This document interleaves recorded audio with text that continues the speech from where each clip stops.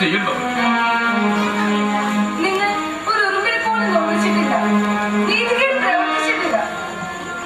എല്ലാവരും പറയുന്നു ഈയോബ് യഹോവയ്ക്ക് പ്രിയപ്പെട്ടവരാണെന്ന്. പിന്നെ യഹോവ ഇത്രയും അനർത്ഥം വരുത്തിയത് എന്തിനാണ്? ഇതിന്റെ നീതികേടും എന്താണ്? പറയൂ. എന്നെ യഹോവ പരീക്ഷിക്കുന്നതായി. സ്നേഹമുള്ളവരെ യഹോവ കൂടുതൽ പരീക്ഷിക്കും. യഹോവ നമുക്ക് സകല സമൃദ്ധിയും തന്നു. ഇപ്പോൾ കുറെ കഷ്ടതകൾ, അതിൽ നാം സ്വീകരിക്കണം.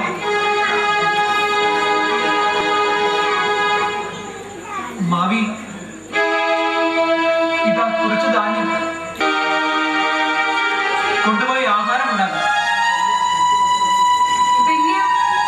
എനിക്ക് ധാന്യം എവിടുന്ന് കിട്ടി? വരും ജോലി ചെയ്തതിന് കിട്ടിയ കൂലിയാ. ഓ, ഇവന്റെ ധർമ്മം കൊണ്ട് വേണം ഇനി കൊട്ടാരം കഴിയാം.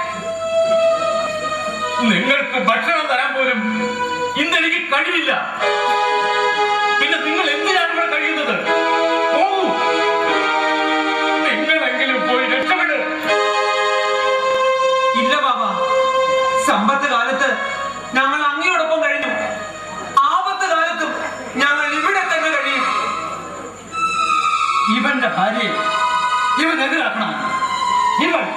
ഇവനെ വെറുക്കണം.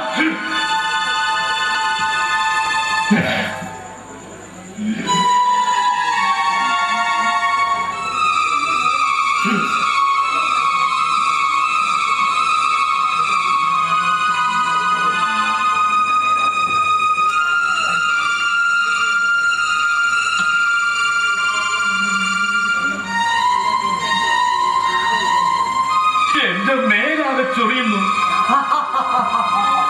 അവന്റെ എനിക്ക് തീരെ വയ്യ. ബാബ, ദേഹത്ത് പാടുകൾ കാണുന്നു. ഇതെന്താ പെട്ടെന്ന് ഇങ്ങനെ വരാൻ?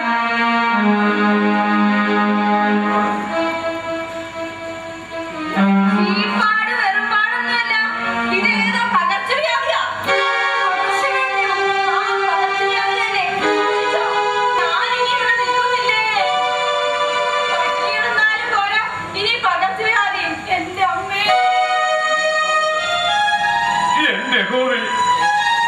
നിങ്ങൾ എന്നെ യഹോവ വിളിച്ചുകൊണ്ടിരുന്നു, കിട്ടിയതൊന്നും പോരാ. എനിക്ക് വല്ലാതെ ദാഹിക്കുന്നു. കുടിക്കാൻ എന്തെങ്കിലും കൊണ്ടുവരൂ. യഹോവയോട് തന്നെ പറ, ആകാശത്ത് നിന്ന് മഞ്ഞ് പൊഴിച്ച് വായു പൊഴിച്ച് കിടന്നു. നാം ദൈവത്തിന്റെ കയ്യിൽ നിന്ന് നന്മകൾ കൈക്കൊള്ളുന്നു, തിന്മയും കൈക്കൊള്ളണം. നിങ്ങൾ എങ്ങനെ ഭക്തി മുറുകെ പിടിച്ചുകൊണ്ടിരിക്കാതെ യഹോവയെ തള്ളി പറഞ്ഞ് മരിച്ചുപോയ മനുഷ്യ? അഭിമന്യ, നീ ഒരു പൊട്ടി സംസാരിക്കുന്ന പോലെ സംസാരിക്കുന്നതെന്ന്. ഞാൻ രാജവംശത്തിൽ പിറന്ന ആളാണ്.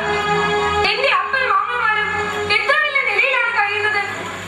ഞാനിവിടെ ഉണ്ണാനും എടുക്കാനും ഇല്ലാതെ. ഇവളുടെ അപ്പന്റെ അടുക്കൽ കൊണ്ടുവന്നാക്ക്. അവളെങ്കിലും പോയി രക്ഷപ്പെടട്ടെ. എന്റെ ആളുകളുടെ അടുക്കിലേക്ക് ഞാൻ എങ്ങനെ പോകും? ഒരു ഭിക്ഷക്കാരിയെ പോലെ. അതിനേക്കാൾ വേഗം ഇവിടെ കിടന്ന് മരിക്കുന്നതാ. അങ്ങനെ വേറെ കൈയോടെ പോവാനേ ഇവിടെ ആറ്റി കൂടെ ഒഴുകി വന്നതൊന്നുമല്ല. ഇവിടെ ഇങ്ങോട്ട് കെട്ടിച്ചയച്ചത് എങ്ങനെയാ?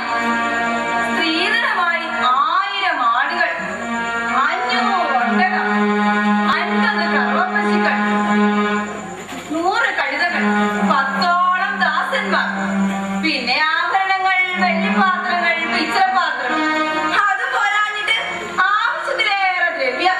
എന്നിട്ടിപ്പോ വെറും കൈയോടെ മടങ്ങി പോകാൻ ഇവന് കുളിക്കും. ഞാൻ എന്ത് ചെയ്യണം? ഞാൻ ഇന്ന് നിർദ്ധനാണ്. അഭിമന്യ, ഞാൻ എന്താണ് ചെയ്യേണ്ടത്? യഹോവ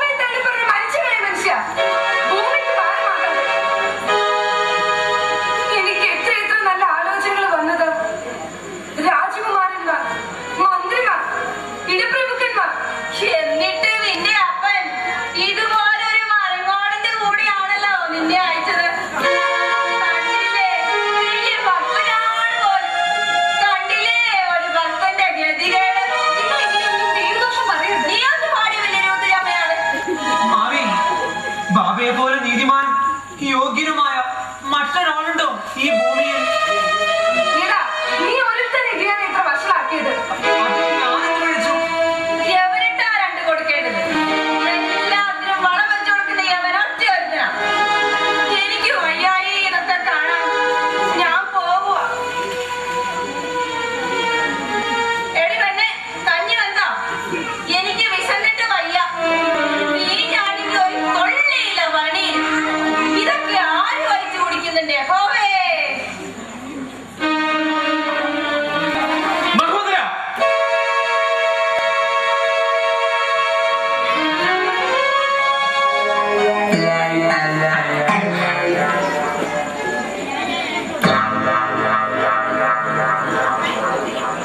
അയ്യോ, നിന്റെ യഹോവഭക്തി നശിപ്പിക്കാതെ ഞാൻ അടങ്ങുകയില്ല.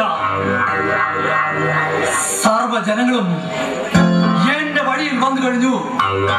കാരണം ഞാൻ അവർക്ക് ലൗകിക സുഖങ്ങൾ നൽകുന്നു.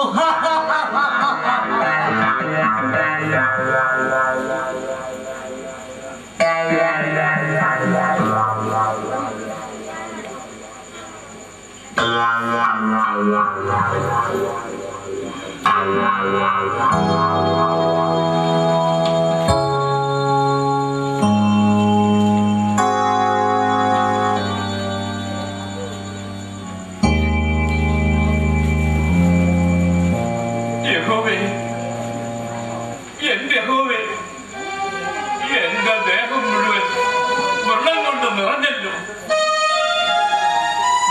എന്തൊരു വേദന. എന്തൊരു നാട്ടം. ഒരു കപ്പ് വെള്ളം കൂടി കുടിക്കാൻ പറ്റുന്നില്ലല്ലോ. ഇത് തന്നെയാ. നീ ഇതിയാനെ കൂട്ടി ഇവന്റെ കാട്ടിലേക്ക് എങ്ങാനും പോ. കാട്ടിലേക്കോ? എടാ, ഇത് പകർച്ചവ്യാധിയാ. നാട്ടുകാരെങ്കിലും സമാധാനമായിട്ട് കഴിയട്ടെ. മാവി, ഈ വയ്യാത്ത അവസ്ഥയിൽ ശുശ്രൂഷിച്ചില്ലെങ്കിലും വിഷമിപ്പിക്കരുത് മാവി. എന്നാ നീ ഇതിയാനെ കെട്ടിപ്പിടിച്ചോണ്ട് ഇവിടെ കിടന്നോ? നീ ഇതിയാനെ കൊണ്ട് ഇവിടുന്ന് പോയില്ലെങ്കിൽ ഞാൻ ഇവിടുന്ന് പോകും. പറഞ്ഞു. നമുക്ക് എങ്ങോട്ടെങ്കിലും പോകാം. അരുത് മാവി.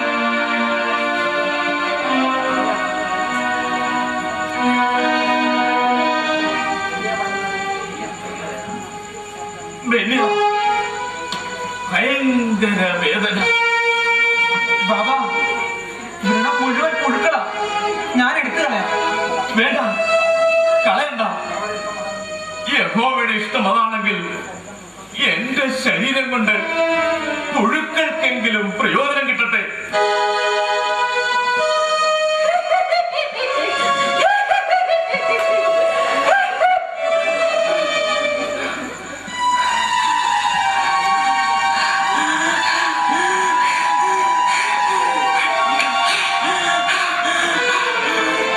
എന്ത് സ്വാദിഷ്ടമായ രക്തം!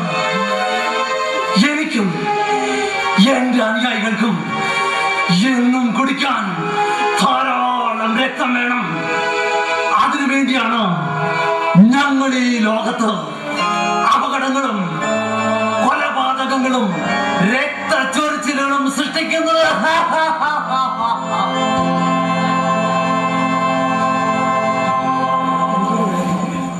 ബെനിയ, ഭയങ്കര വേദന, സഹിക്കാൻ പറ്റുന്നില്ല. ബാബ, ഞാൻ വൈദ്യം പറഞ്ഞ പച്ചമരം നരച്ചുകൊണ്ടെന്ന് പുരട്ടാം.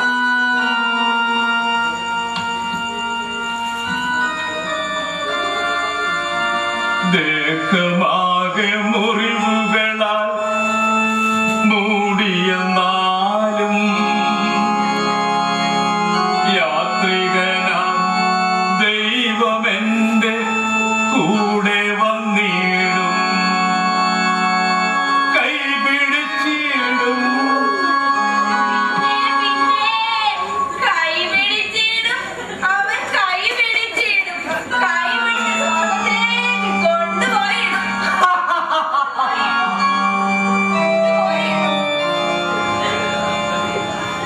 ഓ, ഈ മഹോദരയെ കൊണ്ട് മഹാ ഉപദ്രവമായല്ലോ. ബാബ, ഇതൊന്ന് പുരട്ടിയാൽ വേദന കുറയും. ഇവൻ കൂടെയുള്ളതാണ് കുഴപ്പം. ഇവനെ വകവരുത്തണം.